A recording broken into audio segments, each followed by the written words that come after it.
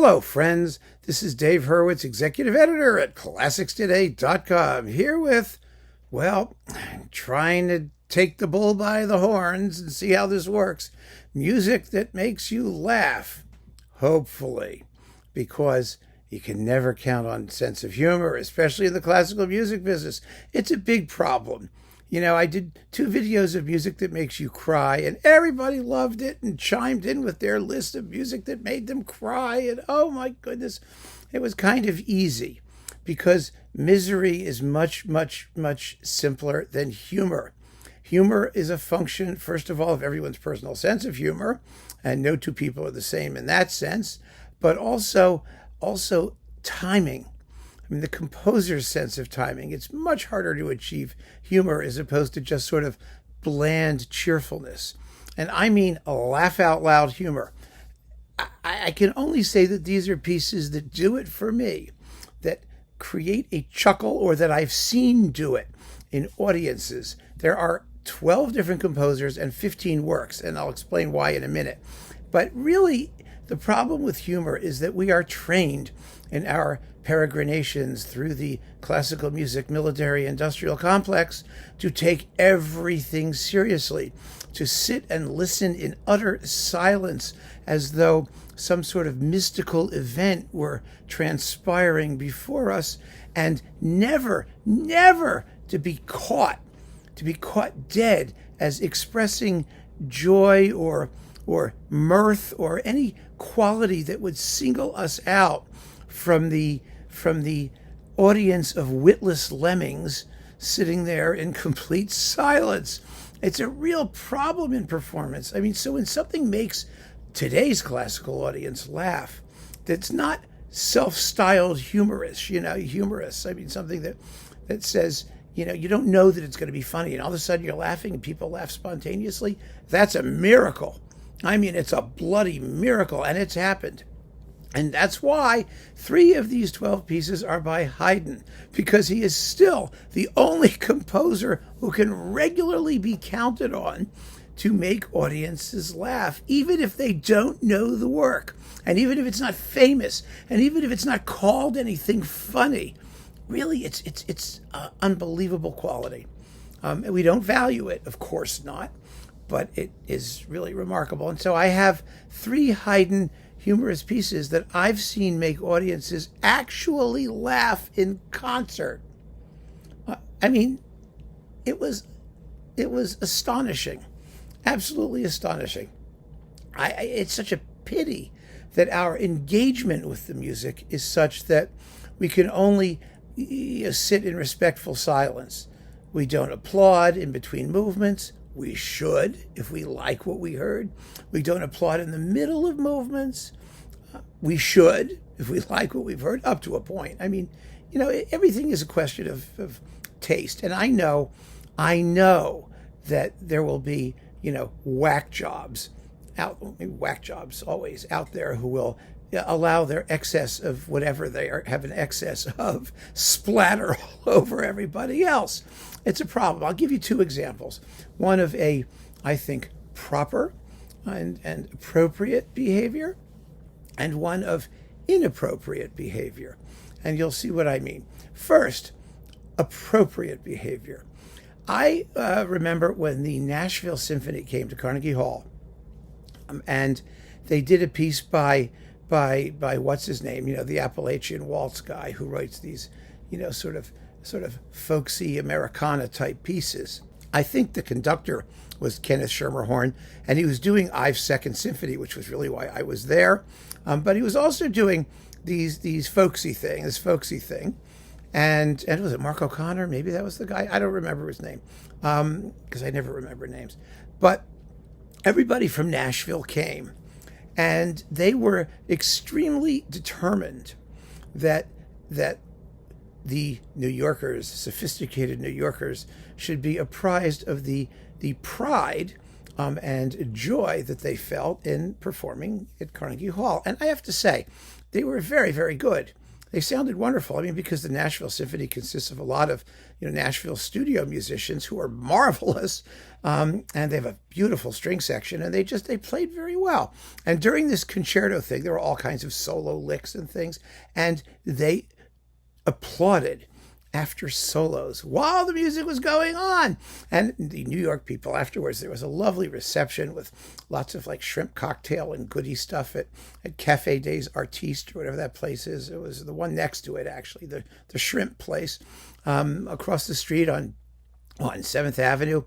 And some of my New York colleagues were being extremely, snooty, saying, oh, those country hicks, they're applauding. And it's, well, yeah, it's great that they were applauding. And I thought that they did teach us a lesson or two about how to enjoy a concert. I mean, how to just go out and have a good time. I mean, people in the classical music world have forgotten that. And I had no problem with a smattering of applause. It's not like they were making a recording of the thing. I mean, let them express their approval when they approve, as long as it doesn't get ridiculous. That was I thought, a useful lesson in what ought to be in the world of classical music. I mean, an audience of appreciative people expressing pleasure. God forbid, right?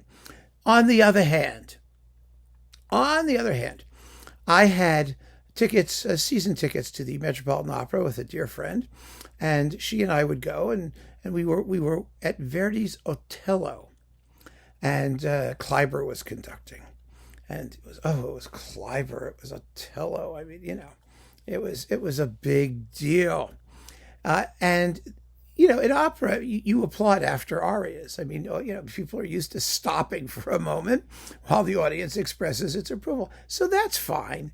That's okay. But there was a guy next to me who was a little bit excessive in his enthusiasms.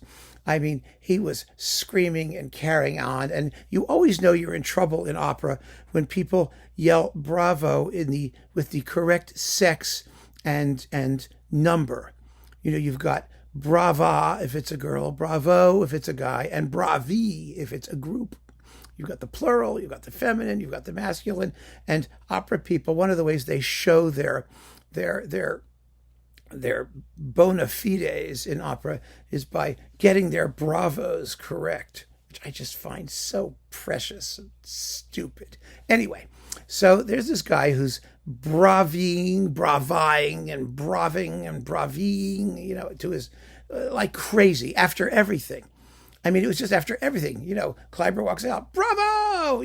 Desdemona comes on, brava! The curtains started to come down. I mean, they get the climax of the whole thing. And this guy's on his feet screaming like well before the music was ending, which was really, really annoying. I know applause usually starts up as the curtain falls, but at least wait till it starts so we can enjoy the end, the end of the music, the satisfying culmination of the entire act. So finally, after a couple acts of this, he's on his feet going, bravi! And my friend, who is a very mild-mannered, nice girl, normally leaps across me and grabs him and says, shut up, stop it! And this guy looks at her and just says, it's about passion, honey. And I was just in the middle of it going like, oh, God. That was so things get easily out of hand. But my point is that when we encounter something that makes us laugh, you're not laughing at it. You're laughing with it, right? You should be able to do that. But because people don't know the difference, and they're totally terrified of being embarrassed, publicly humiliated, which actually is kind of fun too, but that's another issue. So, okay, I've talked a lot, haven't I? And the reason is because when I talk about pieces of you can't describe humor. When I talk about humor, you can't. You have to listen to it. You just have to listen to it. And either you'll hear it and you'll laugh, or you won't. So I can only sort of point out where the funny bits are and hope. So here we go. You ready? So the first three works are by Haydn, and then everyone else gets one. Haydn, Symphony No. 80. This is one of the funniest pieces of music anybody ever wrote. It got Haydn in trouble in North Germany, supposedly, because people thought that he was being, he was being ridiculous, which he was, and that music should never be ridiculous. So they complained about Haydn to C.P.E. Bach, and C.P.E. Bach said, well, I like Haydn. Haydn's great. And Haydn returned the feeling. Haydn got word of it, that he was defended by C.P.E. Bach, which was very nice of him. Anyway, Symphony number 80 begins, it's in D minor, begins with this Sturm und Drang take on the Dance of the Furies from Gluck's Orfeo. It's a very similar kind of thing. I think it's obviously modeled on it. And Haydn knew Gluck, and they knew each other and whatnot, but that's another story. So anyway, it begins like that. And in the middle of this Sturm und Drang, tense, kind of excessively melodramatic opening, you get this barrel organ or accordion or organ grinder or hurdy-gurdy tune that's wrong in every possible way. It's wrong for the context. It's simple. It's trivial. It's shallow. It's vulgar. It's marvelous. It also has the wrong phrase length. It ends before it should. It's just an insolent interruption. And Haydn does things with that insolent interruption throughout the movement that are absolutely hysterical. And that's all I can say about it. You just have to listen to it. Next, Symphony number 60, Il Distratto, known as the Distracted. Now, this has humor that is both subtle and obvious. The subtlety happens in the first movement, where, it's called Il Distratto because the symphony was derived from incidental music by, for a play of that name, something about someone who was distracted. And so the music gets distracted. It gets distracted in the exposition, around I think the second subject or somewhere in there when it's repeating a phrase, dum bum bum ba da dum bum bum bum ba da dum dun dun dun dum dum dum, and then it comes crashing back in. Obviously, that is the title of the symphony that we are hearing enacted, music that gets hung up on this trite little phrase and repeats it over and over again, and then sort of just gives up in a fuddle. It's in a muddle, in a fuddle, or whatever it is. It's a delightful moment. It really is. But then there's all kinds of stuff happens in this symphony. Crazy Hungarian tune interventions and strange scurrying things and weird fanfares in the middle of the slow movement. And then at the very end, which most people do wrong, by the way, because the last two movements should be joined together, because it ends with a acceleration on a very simple phrase that should run right into the finale, but because the previous movement stops in the middle of nowhere, and if you don't keep going, it doesn't make any sense, but most people stop anyway because they're too dumb to figure out what's going on, or the record producer notices that they're two separate movements, so they put in a break. Who knows?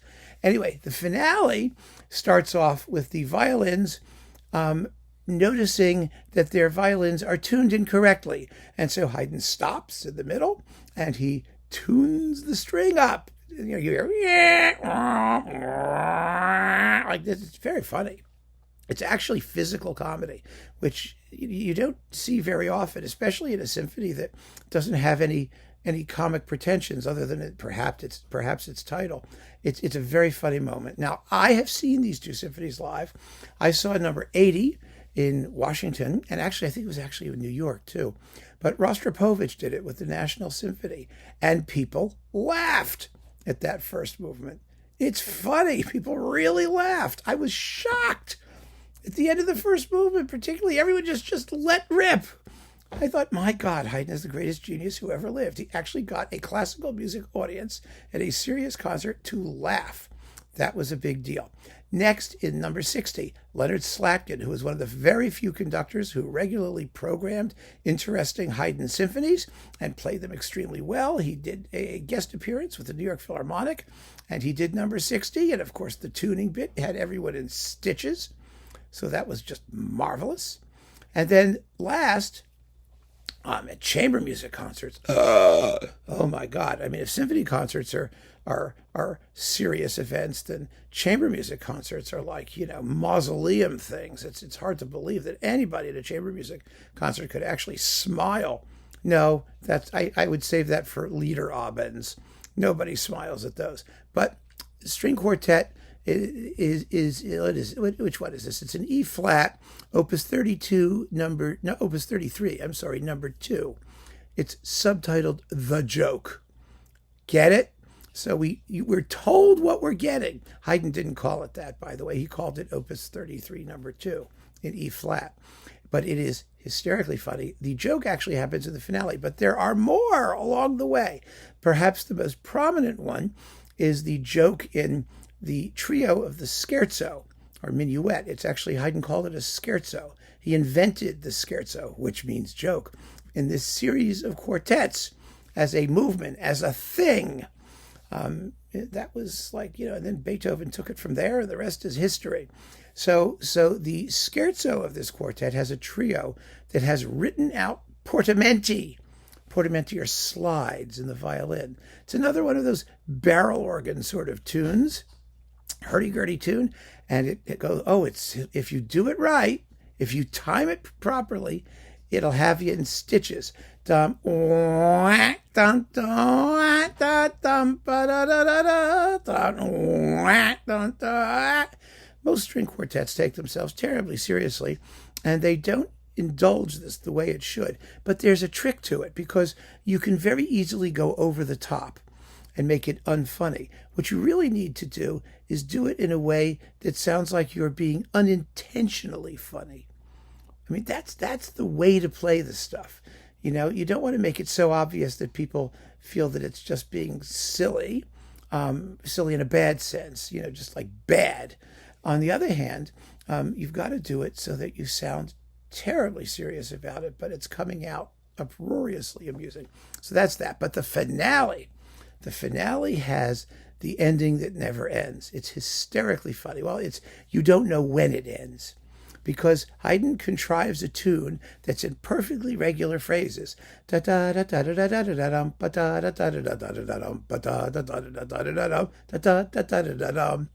Perfect phrases, 4-bar phrases. And so he can stretch out the pauses between each phrase. And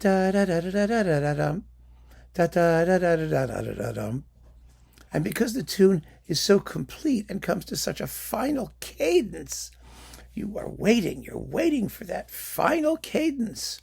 And so Haydn has a coda where he stretches the pauses out between each bit of this melody until you don't know whether it's going to finish or not. And you don't know when it's going to finish, and you don't know what it's going to finish with. And with that, I leave it to you to find out. It's just brilliant and hysterically funny, and it also always gets a laugh. It works wonderfully well.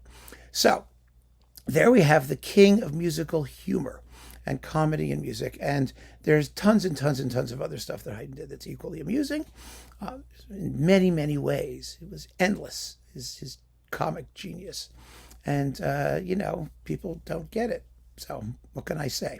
All right. Next, now we're just going to go down the other 11 composers. Mahler, Symphony No. 4. Now, people think Mahler's funny. Mahler's very funny. Mahler had a wonderful sense of humor, and his music is often extremely amusing. I could go through maybe do a video on Mahler's humor. There's funny things always in his music. But the 4th Symphony is comedic almost throughout. Only bits of the Adagio are not funny. The very opening should make you chuckle. Mahler, it has sleigh bells, and we think, okay, sleigh bells, but Mahler called it a dunce cap, the fool's cap with the little bells on it, the ching, ching, ching, ching, ching, and then all the fake classical tunes that come afterwards. It's a neoclassical sort of symphony, and some of the melodies themselves, da da da da da da da da da da da, little childlike nursery tune things. I mean, it's very, very amusing. And the way it gets into a big kerfuffle in the development section, which winds down to nothing. It just gets all so flustered that it just has to stop. And then it picks up as if nothing had happened. These are delicious moments, all of which are ripe for a chuckle. They really are. And even in that Adagio, the series of variations that speed up and speed up until the one with the glockenspiel, just a madcap craziness before order reasserts itself. And of course, there's the finale with that grotesque poem. How do we take that poem seriously? Mahler insisted, remember, that it be sung by a soprano with perfect childlike innocence, because children can say hilarious things without knowing that they're funny. And that's what makes them funny. That's what happens in this finale. One of the most wonderful moments, the softest, most delicious, satisfying chuckle in all of music is the final stanza of that movement.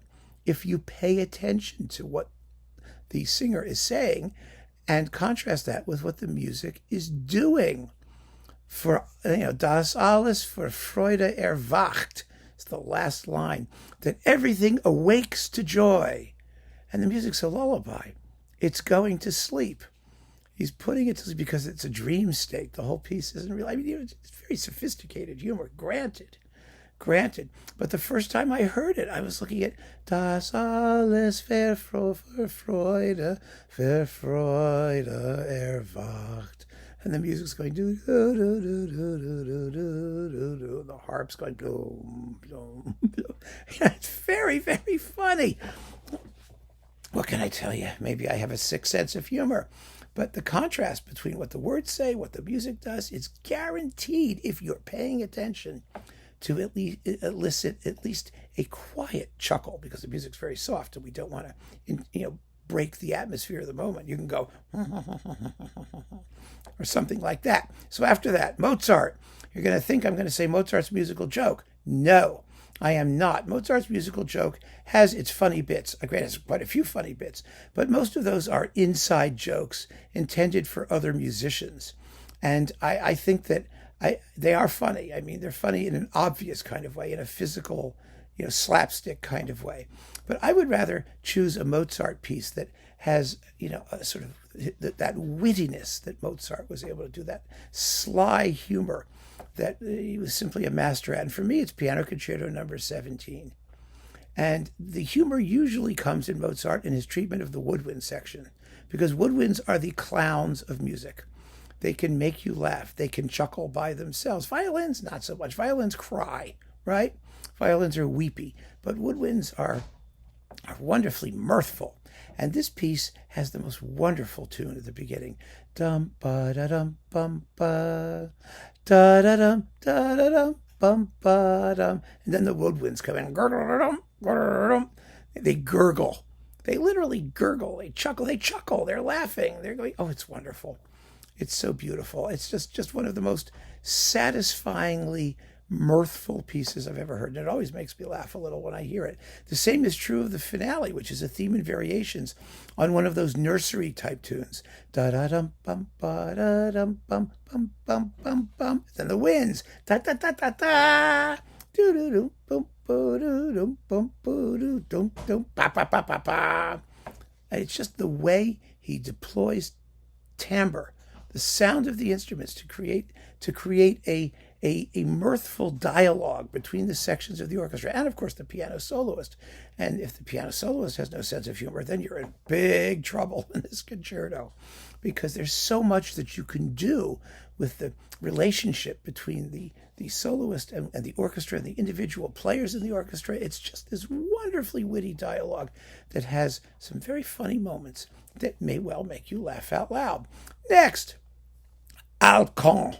Charles Valentin Morang, whatever his real name was, Alkan, his Le Festin d'Aesop, Aesop's Feast. Aesop's Feast is a theme and variations on a totally weird tune.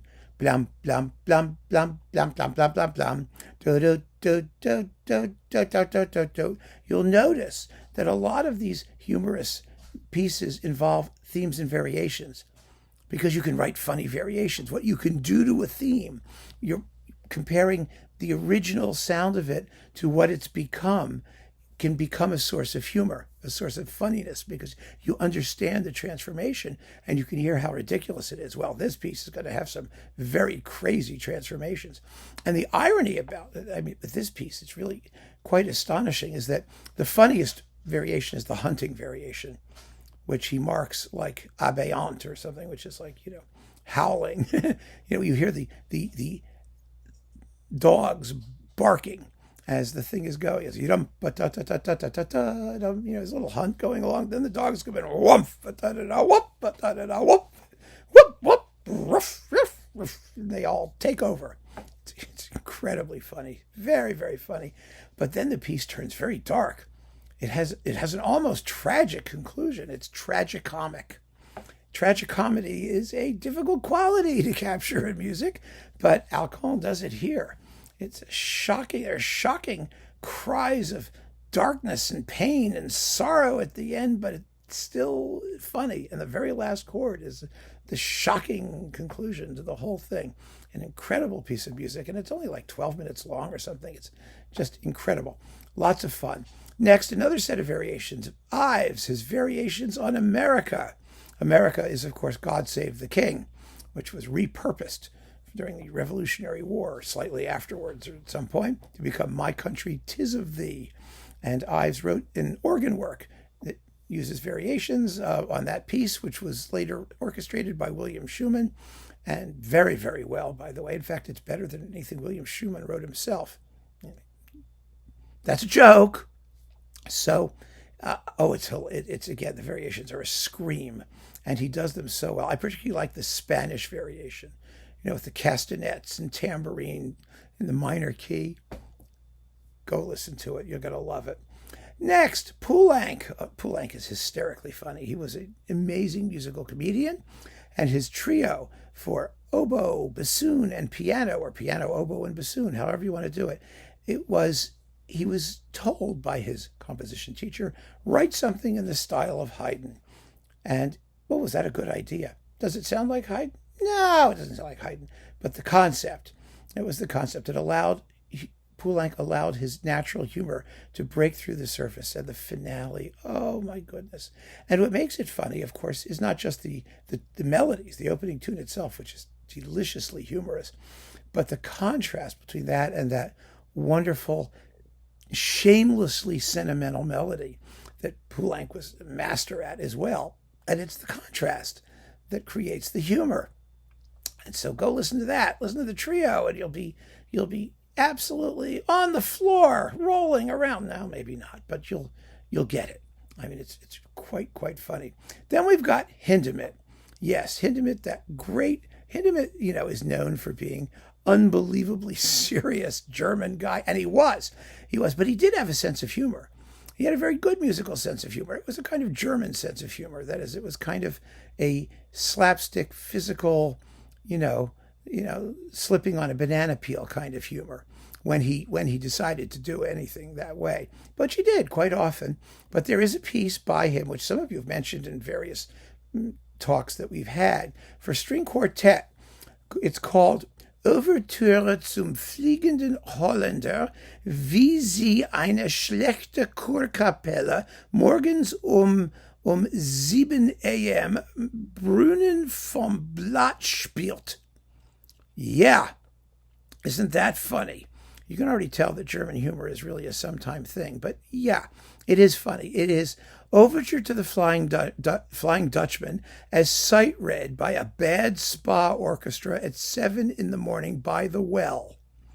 That's what it's called. And it is the entire Flying Dutchman Overture rewritten as to be the biggest mess you've ever heard in your life. By a string quartet. It's extraordinarily virtuosic and difficult to play because all of the effects, all of the badness is written in precisely.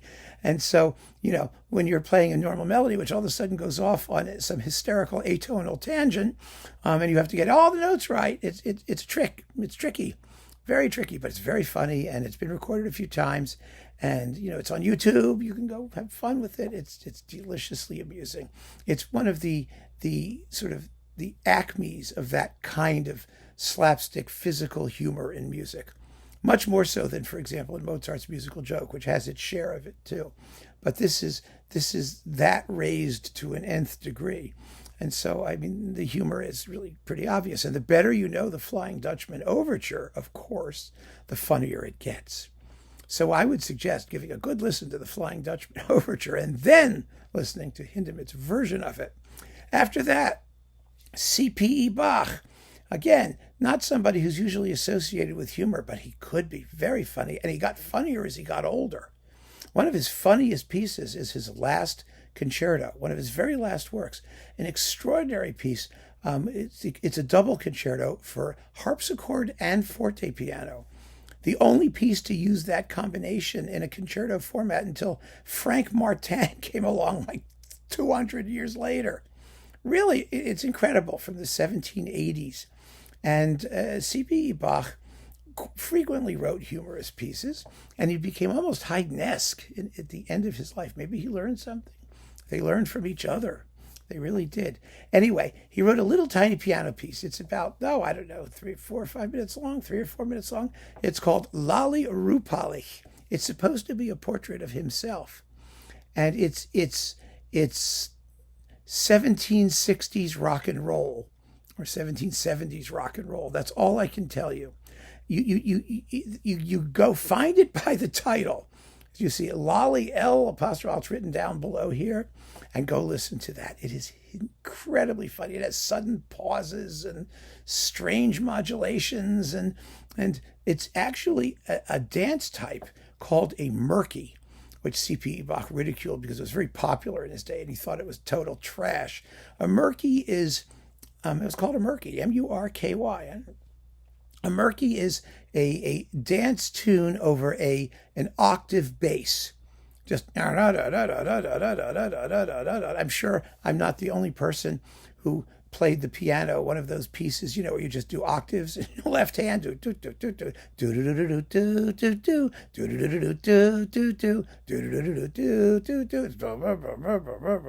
Remember that? Well, that's what a murky is. And Lali Rupalich is a portrait, whoever Lali Rupalich was, of C.P.E. Bach in the form of a murky dance. And it is a scream. I use it as a ringtone on my iPhone, by the way. It makes a fabulous ringtone. And people hear it and they go, when was that written? The tune is ya da da da da dum bum ba da da da, and it's absolutely rock and roll. I mean, you'd think it was written like yesterday by some bad popular music composer, but it's not. It was written in the 1770s by C.P.E. Bach. So that is absolutely essential that you listen to. And here's another one. A popular piece everybody likes. Prokofiev's Classical Symphony. A delicious, humorous jeu d'esprit with a marvelous finale, particularly, and the gavotte, the minuet, which he reused in Romeo and Juliet. Da da da da dum bum bum bum bum bum bum bum ba da da da dum bum ba da ba. It can't decide what key it wants to be in, and keeps trying and keeps falling. It's wonderfully funny. And then the finale with the unplayable flute part. The flutists hate that piece because you have two flutes with an interlocking thing that goes just this flute chattery thing. And what's important is not that they get the rhythm and the notes right. What's important is that you have that sense of just wacky chatter, because it comes in at strange places, and it's just delicious, delightful, and you can laugh when you hear it. It's okay. I'm telling you, it's absolutely okay. After this, this is an absolutely comic piece from start to finish. Malcolm Arnold's A Grand, Grand Overture. This is also a piece of physical comedy to a degree, because it features several vacuum cleaners and an electric floor polisher and rifles instead of cannons, a la 1812 Overture.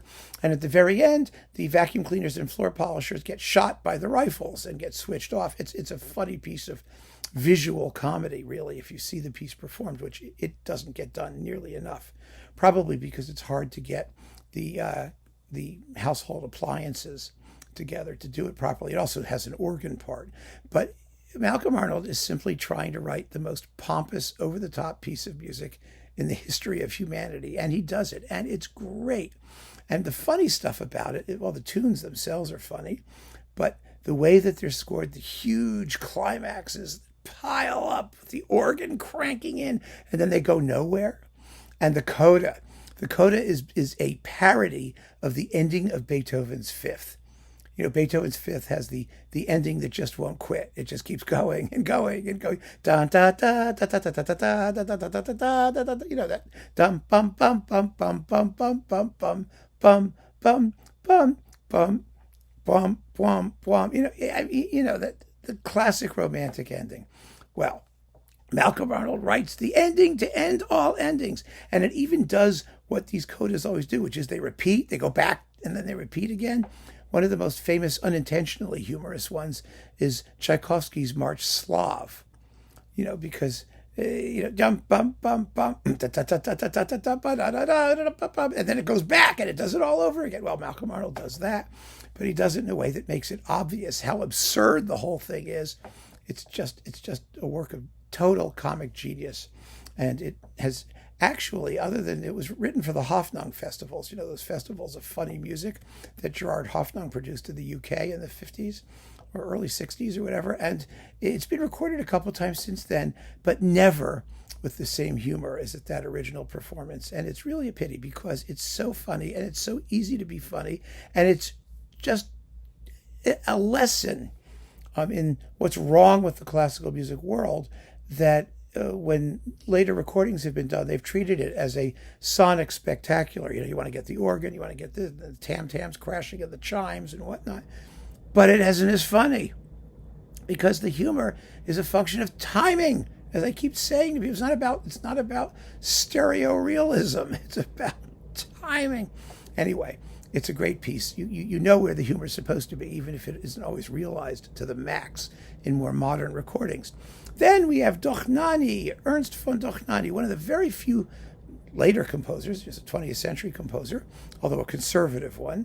He was in the style sort of Brahms plus, but he had a real sense of humor. One of the most charming and witty pieces is the finale of his sextet, his piano sextet, that has a final movement with one of the greatest tunes you've ever heard. He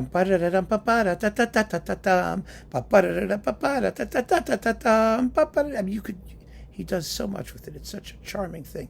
But his variations on a nursery tune, which used to be like as popular as Rachmaninoff's Paganini Rhapsody, and which was often coupled with it on disc, is just marvelous. It has the funniest opening you've ever heard in your life. And the humor in this case is one of contrast.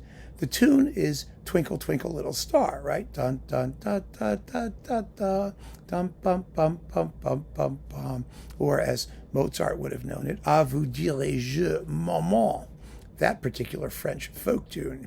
But what Dochnani does with this introduction is he writes this enormous, tragic exordium. It's the most melodramatic, desperately sad, turbulent thing you've ever heard in your life.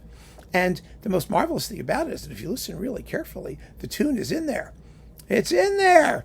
You may not know, but it's in there. And it comes to this enormous climax, and then this pathetic, miserable, pathetic codetta, what you call a little coda, a little ending. And then there's a crash, and the piano comes in with the tune. It's one of the great anti-climaxes in the history of music, and fabulously funny. And then the variations themselves are often extremely humorous all by themselves, and especially if you get the sense of what they're parodying. There's a fake waltz, there's all kinds of, it's a real waltz, but it's a parody of a waltz. It's just marvelous. So that work is something that really deserves to be rediscovered. Next, Dvorak's Symphony No. 8. Especially the finale. Dvorak's Eighth is just the most sunny, marvelous, beautiful piece anybody in the universe ever wrote. And there are numerous extremely witty moments. For example, the end of the scherzo, which is a waltz. It's another waltz. It's so beautiful. But it's the trio in double time, speeded up, which is quite amusing. But the finale is another set of variations. And one of those variations is a scherzo variation, and you know which one I'm talking about. Bum bum ba da dum ba da dum bum bum ba da dum bum bum ba da dum bum. The horns do the trills things there. It's extremely jolly, but it becomes hysterical in the coda. The coda has one of the most remarkable sounding things I've ever heard because, recording hadn't been invented when Dvorak wrote this piece, but it does a musical acceleration without even having to go faster. It's a timbral pitch theme. You know when you used to take your finger on, oh, remember, I'm dating myself, aren't I? But you could take an LP that goes at 33 and you could speed up the turntable and it'll go like that. That's what Dvorak does. It's the musical equivalent of that. It is such a fascinating sound effect, but it's also really, really funny because you've got this uproarious thing that's going anyway. It's really sort of carnival or merry-go-round music to begin with. And from that, it starts to go haywire. And it's great. It should make you laugh as it lifts you out of your seat. And last but not least, in this endless list of musical funny bits, Don Gillis, Symphony No. 5½. Yes, he wrote a Symphony No. 5½. It's quite short. It's like 12 or 13 minutes long. It's a lot like Prokofiev's classical symphony conceptually. He subtitled it A Symphony for Fun. Gillis is an American composer. It usually gets coupled in light music collections, but it was premiered by Toscanini, no less. And it's just, well, you got to listen to it. It's incredibly funny and unbelievably charming and witty and nice. And, I mean nice in the best sense. Nice usually means bland. I mean nice like it wants to be loved. And it's very lovable. It's like a little puppy, that does all kinds of funny little antics, chasing its little tail around and chewing on things it shouldn't and drooling all over the place. It's just wonderful. And, I can only say that. I can't make you laugh. I mean, well, sometimes I hope I make you laugh, but talking about humor is about the most difficult thing that there is to do. And so, I've done it for a long time in this video, and my fear is that the talk can't possibly do justice to the music, which has to be heard. So I conclude, as I always do, with a little admonition.